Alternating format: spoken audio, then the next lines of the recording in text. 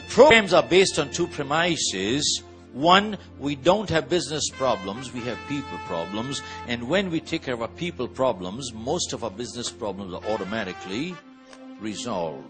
And two, whenever a person says, I cannot do this, they're really saying two things. One, either I don't know how to do it or I don't want to do it. Now, if they're saying, I don't know how to do it, that's a technical training education issue. But if they're saying, I don't want to do it, they're really saying two things. One, either I don't care to do it, that's an attitude issue, or I feel strongly enough not to do it, that's a values issue.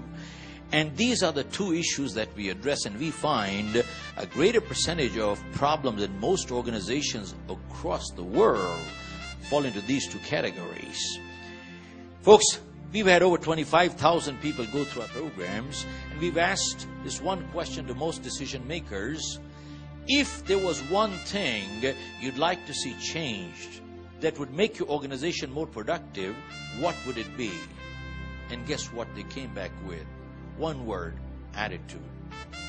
If our people had a better attitude, we'd have a better teamwork, quality and bottom line would go up. Think about it, folks. How come under the same set of circumstances some people break records while others break themselves? And two, everybody wants to climb up the ladder to success only to find that the ladder is leaning against the wrong building. So what we're saying is success is important, but without fulfillment, it's empty. That's like good looks without goodness. They become irritating after some time. So we got to have substance over form, not just form over substance.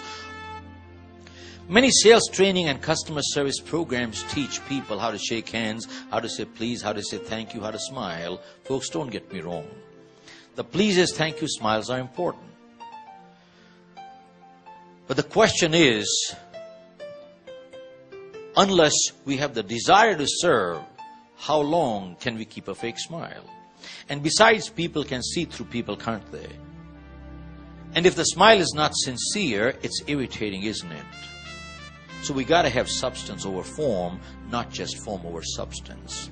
And folks, one thing that we find that differentiates us is invariably you hear people telling others what to do. We take a different approach. Our approach is, why don't you? Because we believe most people already know what to do. If you ask a person on the street, they'll give you all the right answers. Ask them, are they doing it? Probably not. So what's missing is the motivation. Now the question is, can we motivate people? The answer is absolutely not. But what we can do is, we can inspire people to motivate themselves, but we cannot motivate them. Why? Folks, motivation is action. I can't act for you. You got to act for yourself. But inspiration is thinking. When thinking changes, it starts reflecting in behavior, doesn't it? Which is more lasting, more permanent, and that's what people are looking for, aren't they? But it raises two major questions. One, why do people get demotivated? And two, who or what motivates the motivator? Till we understand what motivates the motivator, we can never get on autopilot. And unless we get on autopilot, how long do we expect others to push us from outside? It doesn't work. And then we get into issues on communication, which brings us to the point, IT has increased the speed of communication tremendously, no doubt. But unless people know how to and what to communicate, they'll only miscommunicate a lot faster, won't they? And you know the cost of miscommunication faster? It's horrendous. And then we get into issues on self-esteem. What is self-esteem? Self-esteem is the way we feel about ourselves. When we feel good, the world looks nice, productivity goes up, and relationships are a lot better, aren't they? And the reverse is just as true. And self-esteem is inversely related to egos. Have you seen people with egos like I know it all? What do? They talk down to people, don't they? They put down others, don't they? And every decision they make is more to satisfy ego than makes sense. Folks, think about it. Why does a human being put down another human being? It is sadistic but true. There are some people who feel good when the other person feels bad. They feel superior when the other person feels inferior, which means they don't want to lift themselves up, but they want to pull others down. It's very sadistic, but true. It happens, doesn't it? And there's a second kind of ego, which is fragile ego. Anything you say, I take it personally, I get hurt. And folks, we talk of teamwork. what do both these egos do to teamwork? They just destroy it. And we find most of the challenges in families, organizations, and societies are self-esteem issues, major self-esteem issues. And then, folks, we get into interpersonal issues. Why do people deal with us? Not because we're the smartest people. They deal with us because they're comfortable dealing with us. And what gives them the level of comfort? Folks, people don't care how much you know. They want to know how much you care. It is the X factor that connects us together. It is always the intangible, never the tangible. And the question is, how do you build that X factor? That's important.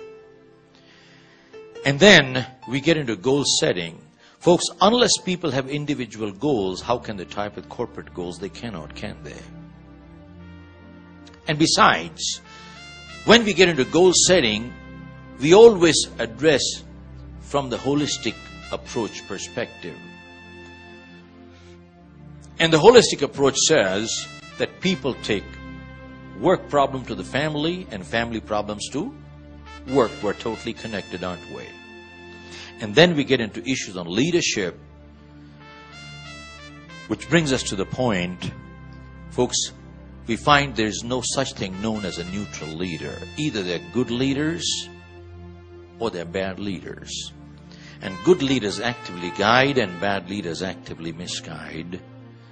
And folks, good leaders look to create more leaders and bad leaders look to create followers because they are so insecure. And finally, we get into values and vision. Vision is what? Vision is the ability to see the invisible. It is not problem solving, it's preempting and preventing.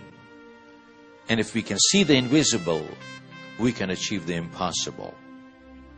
And finally, we get into values which says our credibility determines our profitability. Which is not only money but goodwill, which is more important, folks. But profitability is not the reason why we practice values.